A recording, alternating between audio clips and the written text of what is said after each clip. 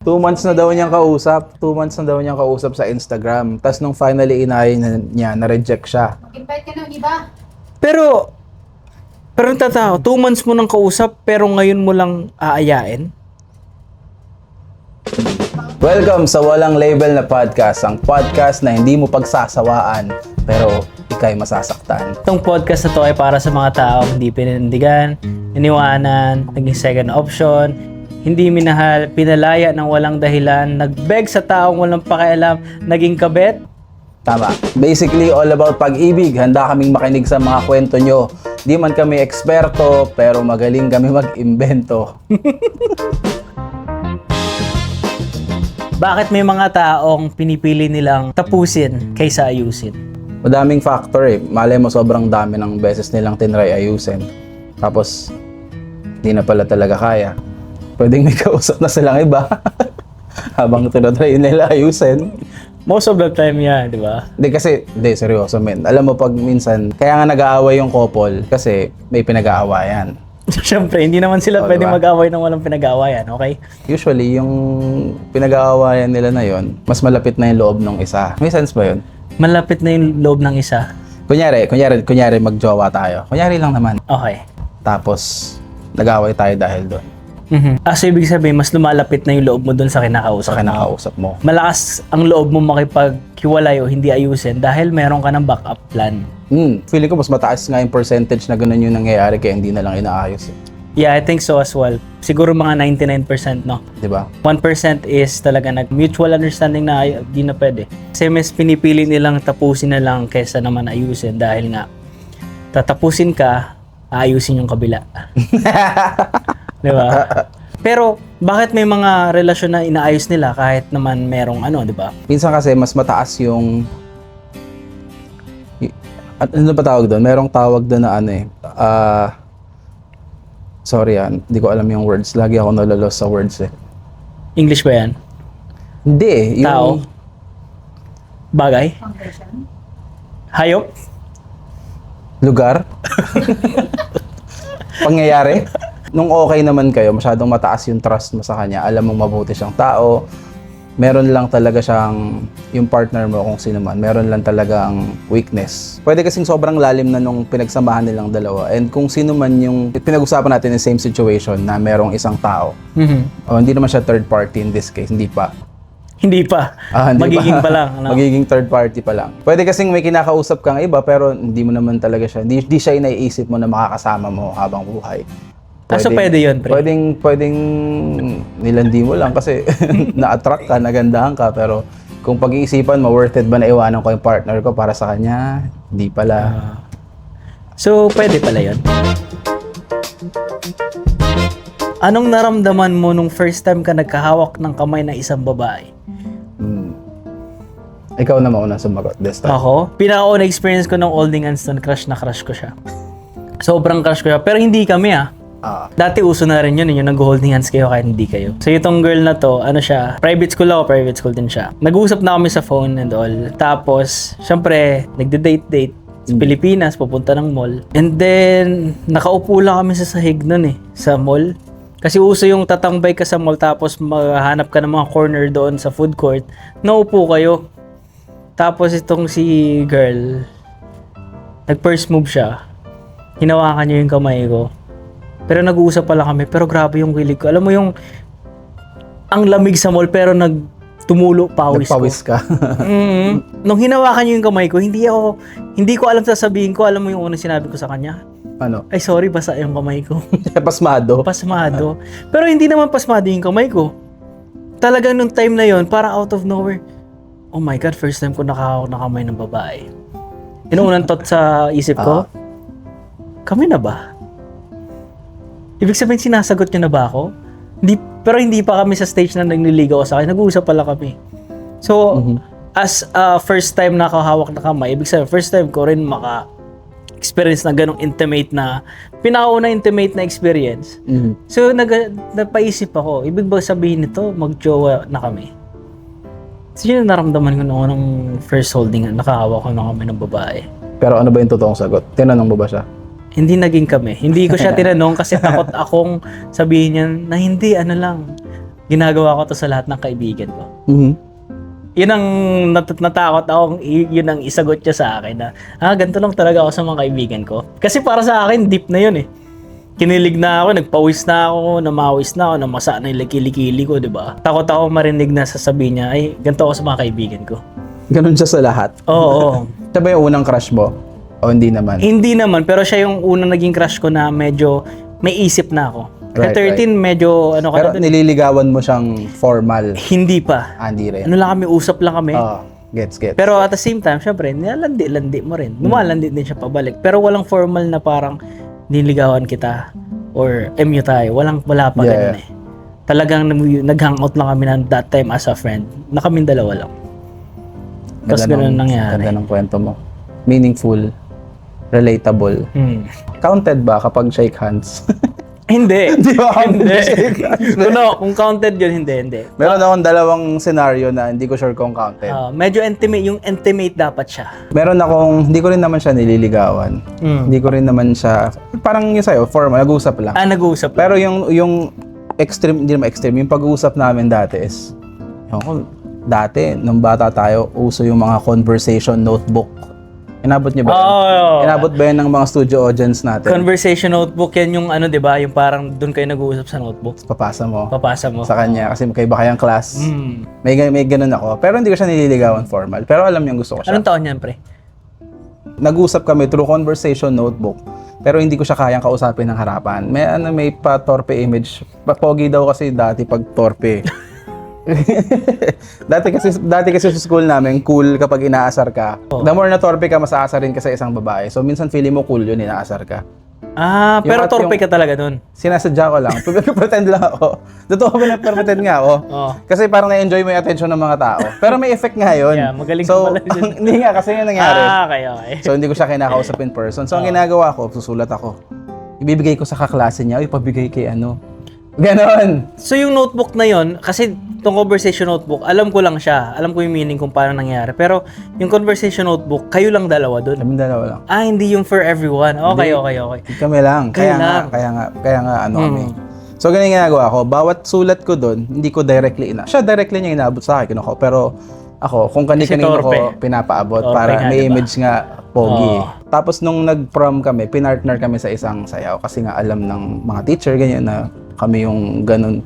May notebook pa kaming ganun. Pero before that prom, hindi talaga kayo nagkaroon ng conversation in person? Hindi. Grabe siguro yung kaba mo doon, no? Oo, ano ako nun, ay ihi. Sumayaw kayo sa prom? Oo, partner ko siya. Meron kaming dance number, pinartner ako ng teacher sa kanya. Yun yung first time. Paano yun? Hiningi mo yung kamay niya? Ganon? Kailangan ko kunin yung kamay. Naihi ako eh. After ng dance number, talkbo ako sa banyo. Pero ano na-feel mo during that dance? Ganun din, cold sweat. Alam mo yung ano, parang hindi ka na nakaka-focus. Hindi ko nga kayang tignan eh. Alam mo, may ganun ka, hindi mo siya kayang tignan.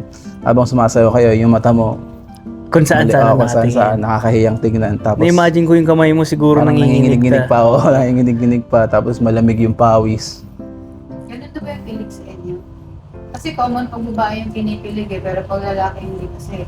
Lalaki, kinilig. Hindi kami kinikilig. Malakas kami. We get cold sweat but never kilig. Iba yung cold sweat sa kilig. Yes. Unang kilig ng mga lalaki, cold sweat. Yes. Tapos after nun, di ba, yun na, nangyari na, nakaihi ka na, bumalik ka ba tapos kinausap mo siya? Hindi din. Maghiwalay na. Torpe Hindi na talaga. kami nag-usap buong gabi. Tapos na, paano, let's say, di na kayo nag-usap ng ganung yung gabing yun, and then, what about the next day? And then, Tumuloy lang yung conversation notebook namin hanggang sa graduate na kami parehas. So, hindi nagkaroon ng chance na mag-date kayo o lumabas? Hanggang doon. Ang ano yun eh, ang tawag namin doon is classroom love story. Paglabas ng classroom, wala na. Pero ang gandang ano niya, no, scenario, going movie, no? Alam mo, iniisip ko talaga, kasi ang nakakatawa doon, kasi di ba mas matanda nga siya sa akin ng isang taon. Tapos doon, meron na pala siyang kinakausap na iba. Lalaking taga-ibang school. Habang nagko-conversation notebook kami. So, she cheated on you, pare? Oo. Hindi. Considered ba yun? Baka naman manood yun. Minsan na-view na story ko yun. Hindi. Hindi naman siya cheating. Wala namang naging kami. Walang meron sa Yeah. amin. Normally, kapag mayroong conversation notebook na ganyan, ending, at least maglalabas kayo on a day, tapos i-confirm nyo kung para saan ba itong conversation notebook natin? Let's say, babae maganda. Tapos, halos lahat ng lalaki nakapaligid sa kanya, nagkakagusto sa kanya. And then, lahat ng lalaki na yon makukulit, pinapakita na gustong-gusto niya nila yung babae. Pero, mas napapansin ng babae is yung taong lalaking hindi sila masyadong pinapansin. So, yan. Di ba? Alam mo, in-apply ko yan sa, hindi ko alam paano gusto ko ikwento to eh. Naging talkative na siya, kinento na lahat kahit hindi pwedeng ikwento. Kasi nung di ba nagbabanda ako from, tagal na alam, mga decade lagpas na, alam mo naman. Pinanindigan ko rin yung karakter na, kasi nga, kung kala mo si Chico, kabanda ko si Chico, maingay, di ba, outgoing, adventure. Maingay yun eh. Si Chico eh. Tapos yung vocalist namin, si Josh dati, ganun din siya. Friendly. Ako, pa-mysterious. Hindi ako Wala sa gilid, Naka-skinny jeans. Three-piece band kami. Ako ganun. Sila yung kinakausap nila lahat, ako sa gilid lang. Tapos napansin ko, dami naming gig. Yung mga tao ako yung pina-follow, tsaka kami na-message. Yung mga babae nung time na yun. Meron pa nga nagbigay sa akin ng adobo sa gig. Pinost ko sa Facebook yun eh. Nag-story lang ako, nagising ako, nag-crave ako ng adobo. Tapos maya-maya may gig kami, may nagbigay sa akin ng adobo na babae. Totoo. Nasa Facebook ko yan nun. Grateful naman ako. Hello. Ano pangalan ng babae? Basta, hello. Boys, yun yung advice na mabibigay namin. Huwag niyong pansinin masyado yung crush nyo. Hayaan niyo yung mga lalaki, lalo na pag alam niyong madami nagkagusto sa kanya, hayaan niyo yung mga lalaking magka-baliw-baliw, magpapansin sa mga babae. Maging mysterious ka lang. Pa-mysterious effect. Naniniwala ka ba doon? Naniniwala ako doon. Magana ang pa-mysterious effect. Naniniwala. Actually, depende rin sitwasyon. Pero most of the time kasi, mas gumagana yung mysterious effect. Pero, minsan kasi dapat basahin mo rin yung sitwasyon.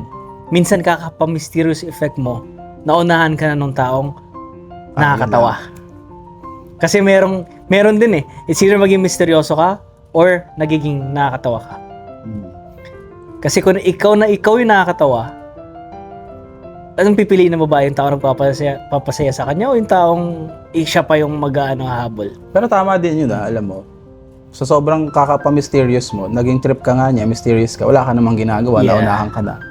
Kaya siguro di ako nagka-girlfriend buong time na yan. Wow! Kaya, kung gusto maging mysterious, maging nakakatawa ka din at the same time.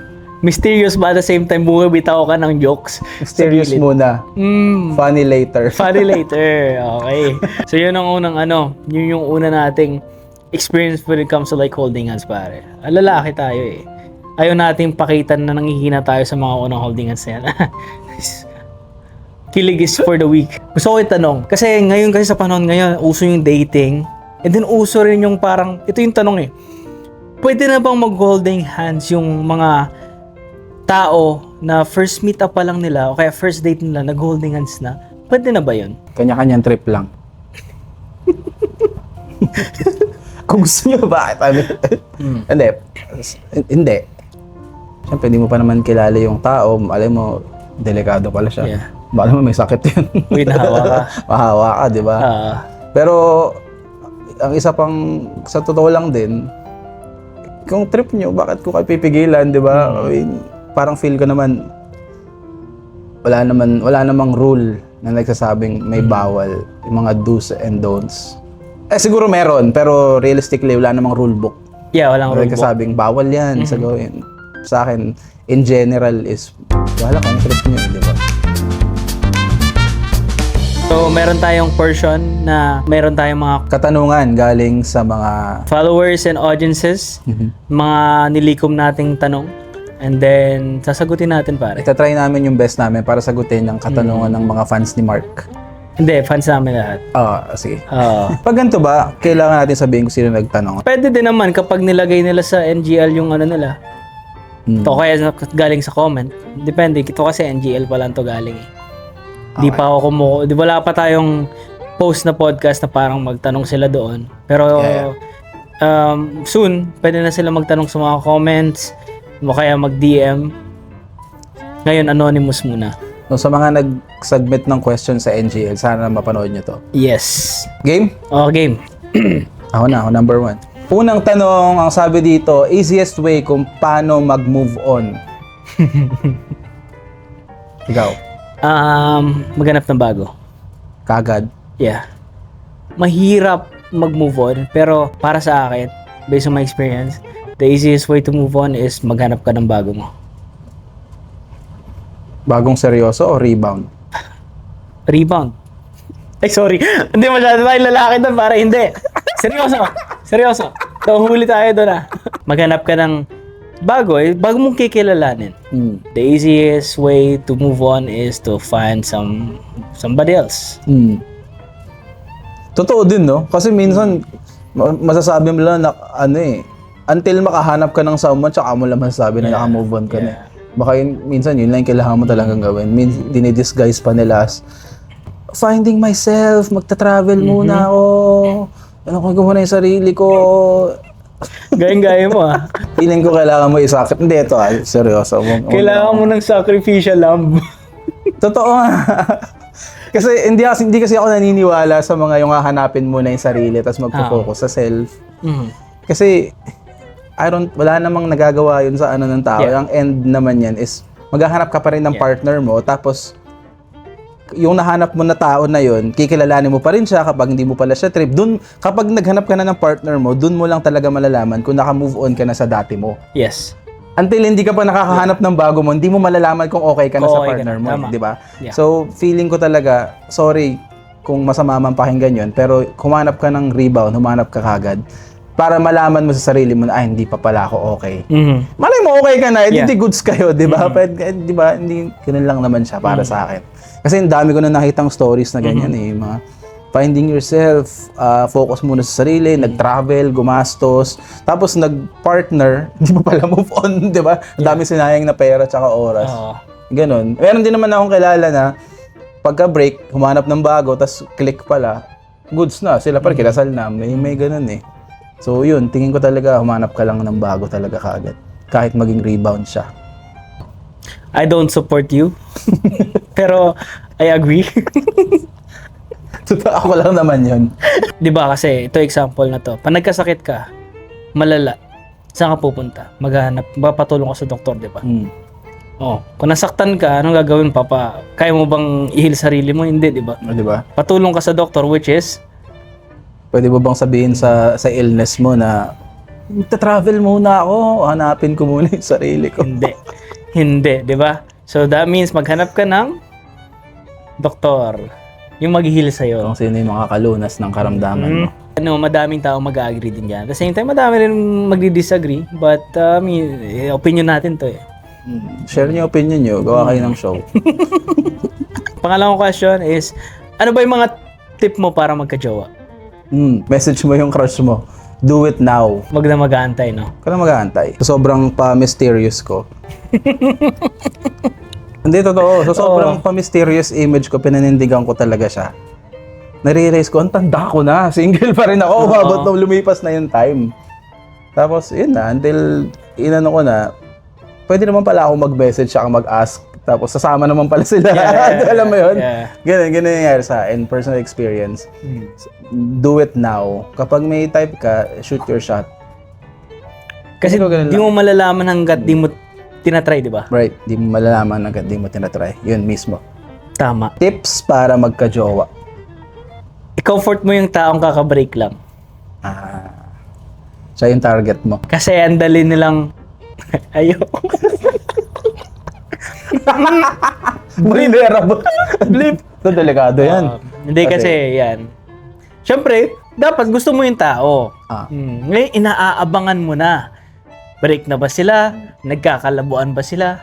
Ngayon, dapat andun ka para i-comfort siya. The moment na magkalabuan, the moment na mag-break, dapat andun ka para itanong yung tanong na, okay ka lang ba?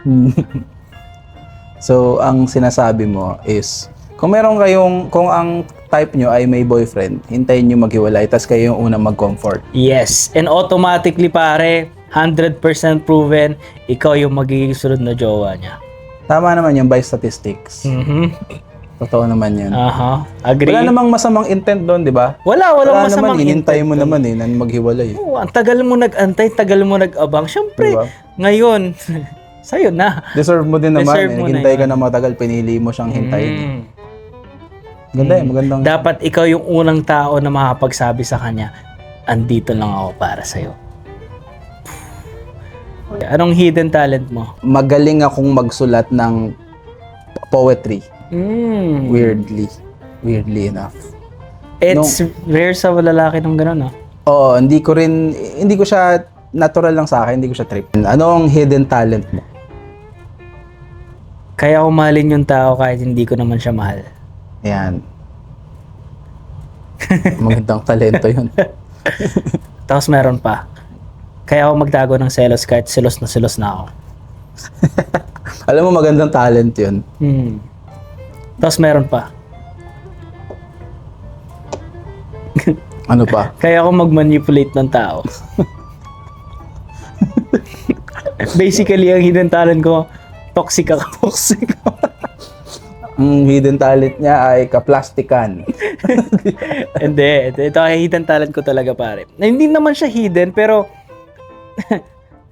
dati akong sumasayaw, tol. Muntik na ako mag-member ng Jabberwockies. Tunay ba? Anong mas importante? First impression or consistency? Mas importante consistency. Kasi pwede kang magbigay ng maling first impression. And maaring yung first impression nga na yun is totoo. Pero kung ako, sa experience ko, pangit yung first impression sa akin, pero sobrang gusto ko yung tao na willing akong baguhin kung ano ko. Okay. Willing, humble enough ako na i-admit na kung ano yung impression niya sa akin, ganun nga ako. Which is masama. And gusto kong baguhin yun para mag-work kami. Mas importante ang consistency. Yes. I think I do agree, pare. Hindi mo na ako kailangan tanong, pero I agree na consistency is the most important. Kasi first impression talaga, magbabago yan.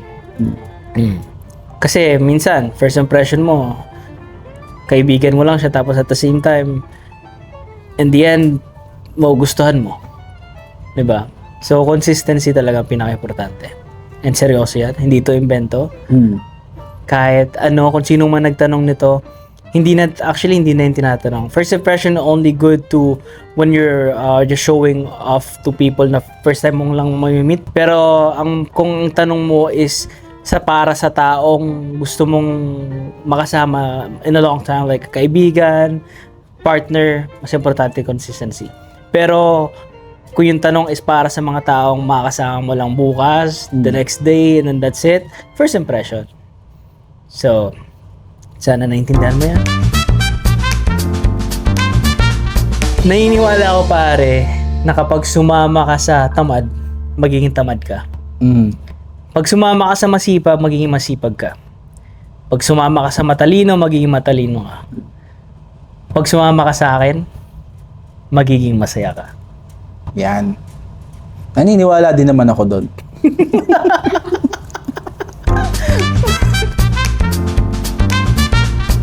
And then, syempre, sa podcast na to, gusto natin tulungan yung mga parehas nating lalaki na nahihirapan na intindihin yung mga babae. Kasi alam natin, yung mga babae, may mga sarili silang lingwahe. May sarili silang language. Baka kasi hindi maintindihan ng karamihan. Sakto, maraming nagtatanong, di ba? And ngayon, andito kami para tulungan kayo. Kasi, Expert kami dyan. expert kami dyan eh. Ta-translate namin yung mga language Ta-translate ng mga namin. babae na hindi nyo maintindihan. Una natin i-translate. Kasi, syempre, tayo pala nag-iisip ngayon. Wala pa sila Pwede kayo magtanong ng mga, mga gusto na nilang i-translate natin ang lingwahe ng babae. So, una natin i-translate, pare. Pag sinabi ng babae, ikaw ang bahala. Anong ibig sabihin yan? Anong ibig sabihin ng para sa'yo? Para sa akin, pag sinabi ng babae, ikaw bahala. Let's say, okay, scenario is, yung gusto nyong maghanap ng kakainan. Tinanong mo yung babae, gusto mo McDo? Sinabi sa'yo, ikaw bahala. Ibig sabihin, ayaw niya. Ibig sabihin nun, no. No. Pag sinabi mong, tara Jollibee, ikaw bahala, hindi rin. Pag sinabi mong, gusto mo ramen, pag sinabi niyang, sige, oo na yun. Bakit hindi ang ikaw bahala? Kasi iisipin ng babae, pag tinanong mo gusto mo McDo, iisipin ng babae na as a lalaki, ikaw gusto mo McDo. Pero ayaw niyang sabihin na ayaw niya kasi ayaw kanyang masaktan na ay di kami parehas. Kaya sinasabi niya, ikaw bahala. Pero ibig sabihin nun, ayoko. Ayaw lang kitang ma-offend na ayoko. Medyo sinagot mo na siya. Parang ikaw, kung gusto mo doon, edi doon na din ako. Parang ganun. Usually kapag nagde-date, tapos wala siyang suggestion kung saan kayo pupunta. Tapos nagsasuggest ka ng mga bagay, sabihin niya, ikaw bahala. Ibig sabihin nun, hindi nga yung pasado sa kanya. Basically, ang kailangan mo lang naman talagang gawin is mag-suggest hanggang sa mahanap mo yung gusto niya. Yeah. Tama naman yun, ayaw niya lang sabihin. Kasi ayaw niyang ma-shutdown yung idea mo. Yes. Pero Kasi hindi yung naman babae, talagang mga thoughtful yung mga babae pare. Ayaw ka nilang ma-shutdown. Kaya sinasabi na lang nila, ikaw bahala instead of saying, ayoko. Nga lang, hindi nila kayang sabihin ng diretso. Yung mga bagay-bagay. When a girl say ikaw bahala, that means no. Kiss tayo, ikaw bahala. Pag sinabi kong, okay, sige. Sabi mo kasi ako bahala. Ayaw nga niya, ibig sabihin. Pag sinabi, tara sine tayo, ikaw bahala. What if, ganito yung scenario, pag tinanong mo yung babae, gusto mo magsine, pag sinabi ng babae, ikaw bahala, tapos ikaw naman, nag-go ka sa plano na yun na nagsine. Anong consequences na mangyayari dun? Alam mo yung consequences na mangyari, nasasama talaga siya. Pero mararamdaman mo na hindi siya masaya dun sa pinuntahan niyo. Ang hirap dyan. Di mo ba nafe-feel yun? Kapag umuo ka dun sa, pag ikaw bahala, tapos di mo na-get, pag sinabi ng partner mo na ikaw bahala, tapos hindi mo naintindihan na no, ibig sabihin nun, tapos nag-decide ka talaga para sa inyo, ay, wala na. Wala na. Di na siya mag-e-enjoy dun sa date nyo. Pati ikaw, hindi ka na rin mag-enjoy. Dahil doon, hindi ka na rin mag-enjoy. Yes. More on deep question siya. More on situation na naranasan nila ngayon. May nagtanong dito. Sabi niya, 2 months ko nang kausap sa IG itong crush ko. Finally, tinanong ko na siya lumabas to go to a festival, just the two of us, to check it out. Kaso may lakad na raw siya. Paano makaka-recover sa ganun? Siyempre, sabi ko, no worries, next time na lang. I'm really interested getting to know her. Lalaki siya, bro. Lalaki siya. Na-reject Na-reject siya. nung inaya niya. Paano maka-recover means like parang Baka nasaktan siya, na-decline siya. May audience reaction. 2 months na daw niyang kausap. 2 months na daw niyang kausap sa Instagram. Tapos nung finally inaya niya, na-reject siya. Invite ka ng iba. Pero tatao, 2 months mo nang kausap pero ngayon mo lang aayain? Baka ngayon naging festival. Baka yun yung ideal date niya. Baka malamig pa 2 months ago. Baka yun yung ideal date niya. No, like kasi kung kausap, normally kasi, siguro after second day na kausap ko yung isang babae, Ayayin mo na. ayayin ko na siyang lumabas kasi ayoko naman siyang kausap lang sa text. Gusto ko siya makausap sa personal kasi 2 months is a long time to waste na parang magka-text lang kayo. Siyempre, after a few days na magkausap kayo na medyo okay, gusto mo na siyang ayain sa labas and then malaman kung vibe ba talaga kayo in person. Para malaman mo kung tutuloy mo pa o hindi. Kaya nagtataka ako, 2 months mo nang kausap pero ngayon mo lang siya inaya. Dahil ba may festival, doon ka nagkaroon ng chance para ayain? Of course, hindi lahat ng tao gustong pumunta sa festival. Right. Diba? Mainit dun. Tapos maraming tao. Tapos syempre, festival may lakad na raw. Malay mo, may nauna na sa'yo magaya. Kasi 2 months na kayo magkausap, di mo pa inaaya. Malamang mga babae na ganyan, daming kumakausap din doon. Tama. Lalo chat lang. And the question is, paano daw siya makaka-recover doon? Ayayin mo lang ng ayayin. You don't have to recover. Di ba? Ayayin mo sa next festival. Huwag mo na isipin masyado. The next year. Kasi festival once a year lang. Hindi, madaming festival pag summer. Sa iba mo ayayin. Hindi, malay mo nag-iipon siya ng lakas ng loob. Yeah. Kaso may lakad na daw yung babae. Kaya umabot ng 2 months. Baka walang day off, baka wala ring day off si kuya. Pero sa'yo, what do you think? Paano daw siya makaka-recover doon? Ako go next eh. Okay, ayaw mo, hindi. Ang gagawin ko is magaya ko ng iba. Hindi, I think wag ka dapat masaktan, ayayin mo lang ulit. Kapag ayaw talaga niya, baka move on ka na Move talaga, on ka brother. talaga. Pasensya na. Pero, guys, huwag niyong paabutin na 2 months tapos sa kanya ayain lumabas. After a few days, after a week, yun na yun. Kasi maunahan ka. Kagaya ng sagot namin sa kanina nagtanong kung paano magka-jowa, do it now. Yes. Huwag na paabutin ng ganong katagal. Nainis ako, pre. 2 months. Ma'am, di mo na malam yung context eh. Malay mo, nag-gym muna siya ng 2 months para pag inaya niya, pogi na siya. Or nag-iipon siya ng lakas ng loob. Pero, Okay, sorry, di ko alam context. Pero, just look, 2 months ko nang kausap tong IG, sa IG. huwag ka magalit. ko. Huwag ka magalit. 2 months, after 2 months mo inayang lumabas. Medyo, Sa tingin mo, matagal, di ba? medyo matagal. Agree ka naman. Medyo matagal nga yung brother. Matagal. So, Medyo matagal yung galaw mo, brother. So, paano maka-recover is, try mo na lang ulit. hindi, ang gawin mo, wag mo nang patagalin next time. Yes. Sige, meron pa isang nagtanong dito. Sabi niya, "Hi Mark, been single for a year now. How to trust again? Hirap kasi ng trentahin eh. Ang lala ng trust issues." Paano ba magtiwala ulit? Lalo pag trentahan ka, I can't imagine kung gaano nakadami yung experience mo. Di ba? Yep. Paano ka magtiwala ulit? Paano ba ulit magtiwala? Di ko rin masagot eh. How to trust again? You just have to jump again. Oh, Kasi yun lang talaga eh. hindi ka lilipad hanggat hindi ka tumatalon. Unang-una, ate, ano ba yung pinagdaanan mo? Bakit ka nagkaroon ng trust issues at ba't inabot ka ng trentahin ka na single ka pa? So, kung may pinagdaanan kang malala na nag-cause ng trust issues mo, gets ko yun.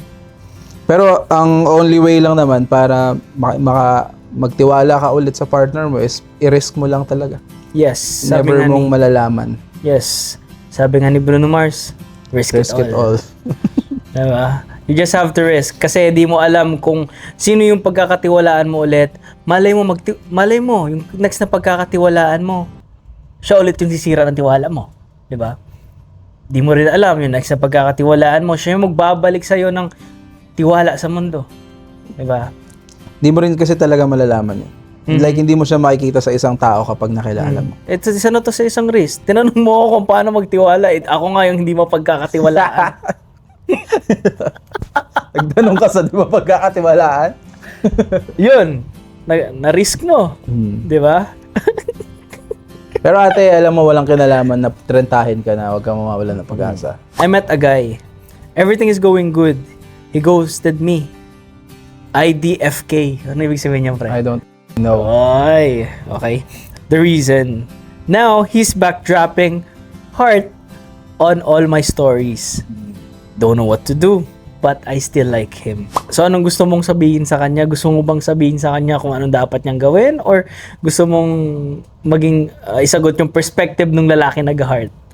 Kasi ang daming perspective na to eh. Oo nga eh. No? Well, una-una, most likely, kaya nag-heart yung lalaki kasi nagpapapansin siya sa'yo. Gusto niya mapansin yung mga heart mo. Baka trip ka na niya ulit. Ulit. Ulit.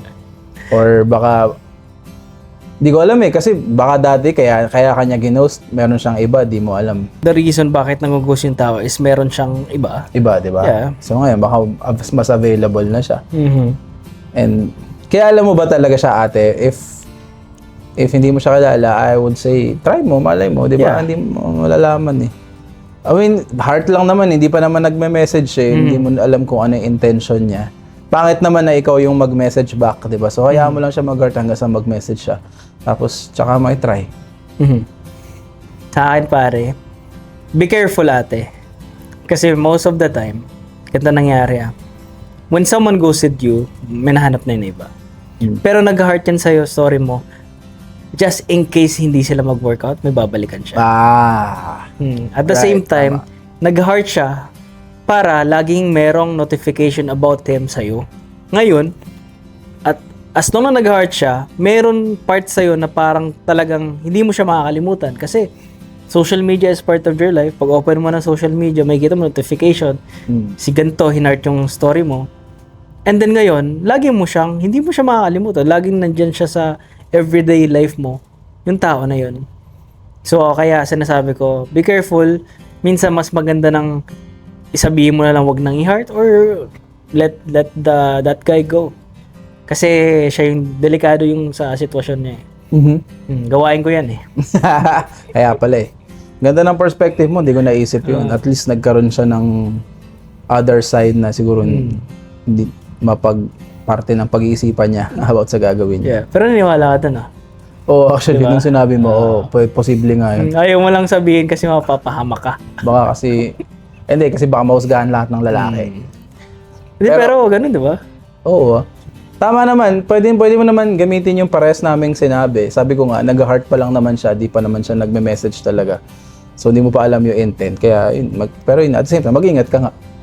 Baka nga ganun siya. Yeah. Ako? Ba't tinuturo mo ako? Sabi mo ganun ka eh. Sabi mo ganun. Ay, sinabi ko ba? Cut? What to do when your friends say that there's something and think you guys are a thing tapos kayo naman? Friends lang pero nagugustuhan mo na siya and parang gusto ko rin pero di ka sure kasi action speaks louder than words. But you should never assume what action means unless backed up by words. Mahirap magbasa kapag walang Teka lang ah, hindi ko masyado naintindi. Ulitin ko ah. kasi wala siyang no? Walang mga yung friends mo sinasabi may something at iniisip meron kayong thing. Pero sa inyo, friends lang kayo. Pero sa loob-loob mo, nagugustuhan mo na siya. Pero hindi ka nga sure kasi wala namang usap. Actions speak louder than words daw, more than sinasabi nila. Yeah. So, merong yung friends nyo, nililink kayong dalawa as meron kayong thing. Pero para sa inyo, friends lang naman kayo. Pero sa loob-loob mo, nagugustuhan mo na din naman siya. Ang gandang perspective yun ah. May nahirapan lang kami basahin. So, Parang yun, parang pinupush ka sa tao na yun, pero friends lang kayo. Tapos deep inside mo, sige, push mo lang. May tanong ako, sorry. Pero kasi, narinig ko kasi na parang ibang tao kasi na nagugustuhan nila yung tao kasi lagi silang tinitis. Totoo ba yun? nangyayari din yun sa sa hard sell. Yung parang, ang tawag doon, may tawag doon eh, yung parang nililink mo yung dalawa. Parang wala naman talaga silang gusto pero dahil nga sobrang... Dahil lagi silang niloloko. Nagka-developan. Marami ganyan akong cases na friends, naging talagang silang ganun. Most of the time sa high school, di ba? Oo, kahit hindi na high school eh. Ngayon, meron eh. Nagkaroon, even as adults eh. High school ka ba, kuya, ate, or college ka na? Hindi na. Tama yun. Pag tinitis kayo, tapos hanggang sa parang, tayo niloloko tayo. Totoohanin natin na lang. No? Kung babae ka, I think hintayin mo lang na may gawin siya. Kasi hindi naman pwedeng ikaw yung magsabi na, ano ba tayo? Totohanan na ba natin? Tama. I think dapat yung guy pa rin yung ng actions na yun. And, I think enjoy mo lang yung moment, di mo masaya yun. Masaya yun, di ba? Masaya yun. Masaya naman yung gano'n, lalo kung gusto mo naman, unless nagdiring-diri ka dun sa tao, di ba? Hindi, okay naman sila as a friend. Di ba sabi naman okay naman sila as a friend. Yun nga. Gusto nyo naman, di ba? Pero kung babae ka man, hintayin mo na may gawin siya, I guess. Yeah. Huwag mong pangunahan bilang babae. Kung lalaki ka naman, tapos sinasabi mo nagugustuhan mo siya, edi totohanin mo na, i-ask mo na talaga siya. Yes. Ikaw, tingin mo. Kung lalaki ka, tapos yun nga, sabihin mo yung mga kaibigan mo na itis lang kayo ng itis. Pwede din yun. Ano mo na, kontratahan mo na yung mga kaibigan mo na itis lang kayo ng itis. Pero pag umabot sa point na gumagan, no. Huwag mo na ituloy. Kasi ikaw na masasaktan. Tapos yung babae na inis na siya, no? Ano ba kayo? Nagalit na talaga siya, no? Magkaibigan lang nga kami. Tapos dito side mo, oo nga, magkaibigan lang kami. Pero sakit na sakit ka na pala, no? Kasi kulang yung question. Walang perspective ng isang tao kung ano yung reaction. Siya meron siyang reaction, deep inside, gusto niya. Yung isa, hindi namin alam eh. So, pero mahirap kasi yan, di ba? Kunyari, straight to the point mo, kaibigan mo siya eh. Tinitis lang kayo eh. Saka mamaya pag tinanong mo siya, ano bang meron sa atin? Ano ba? Parang deal breaker na yun as a friend eh. Hmm. Parang tinitis lang tayo doon, niniwala ka agad. Yeah. Di ba? Pero ewan ko, hindi mo ba mararamdaman yun kapag gusto nyo na talagang isa't isa despite na parang niloloko lang kayo? Wala bang signs yun na parang ayaw naman talaga nung isa or di mo parang minsan mararamdaman mo naman na gusto naman nung isa din? Oo, mararamdaman mo naman pero depende sa lalaki yan pare. Kasi minsan may mga lalaki talagang hiyang-hiya sila Right. na hindi nila alam yung next move nila. Kasi ako, kapag itis mo ako sa isang babae. Ngayon, sasakyan ko yung trip na yon. Ngayon, itong babae na to, lalandiin ko din siya on the side as a joke. Kasi tinitis na kami as a joke eh. Dilandiin ko na as a joke. Meron kasi ako alala, sorry. Meron kasi akong, ayoko mag-name drop. Kasi kung bakit ko natanong kung bakit di mo mararamdaman mo ba yun. Meron akong kaibigan from way back. Okay. Tapos, lalaki siya. Okay. Inaasar-asar siya sa isang babae. Even yung babae na yun, inaasar din siya. Muscle, nawakawakan yung muscles niya, yung biceps niya, ganyan. So, na-confuse yung utak niya. Type ba ako nito? Ano ba kami nito? Pero umamin, nag-confess. Yung lalaki? Oo, nag-confess na boundaries. Hindi pala. Di ba? But di ba may ganun din eh. Paano pag di pala umamin ka? Reverse psychology. Ngayon, lalaki, itis mo yung babae, aamin yan. Yun ang pinakamagandang diskarte dyan. Kapag tinitis kayo magtotropa dito sa isang ganyan, sakyan mo. Huwag kang Sakyan. awkward. Yun ang pinaka-advice ko dyan. Pag tinis kayo, yun yung chance mo para sakyan yung trip na yon para kapag ma-reject ka man, nag-joke ka lang eh. So, hindi yung rejection yun. Hindi, ang ganda ng pagkakasabi mo. Pag inaasar kayo ng friends, tapos gusto mo naman talaga, tama, sakyan mo, asarin mo rin yung babae para makita mo yung reaction niya. Yes. Kapag ni-reject ka, baliwang bibiroan lang tayo eh. Pero deep inside, ouch. Oo, pwede mong sabihin na joke pag ni-reject ka, di ba? Eh di pag gumana, eh di good. Yeah. Parang sasabihin mo lang, sinasakyan ko lang trip nila eh. Yun ang dapat mong gawin. Tama yun, pagkakasabi mo. Sabihin mo pare, sinasakyan ko lang trip nila eh. Trip kita eh. Ay! Tapusin na natin to. Okay. At siya nagtatapos ang unang episode ng Walang Label Podcast. Ako nga pala si Mark San Jose. Ako nga pala si Kyle. Bago tayo matapos pare, anong gusto mong sabihin sa kanila? Or meron ka ba dyang advice bago natin sila iwan? Kagaya ng sabi ko kanina, kung gusto mong magka-jowa, do it now. Ikaw, meron ka bang gustong sabihin? Kapag tinitis ka sa tropa mo, sakyan mo yung trip nila. Kasi trip mo rin siya.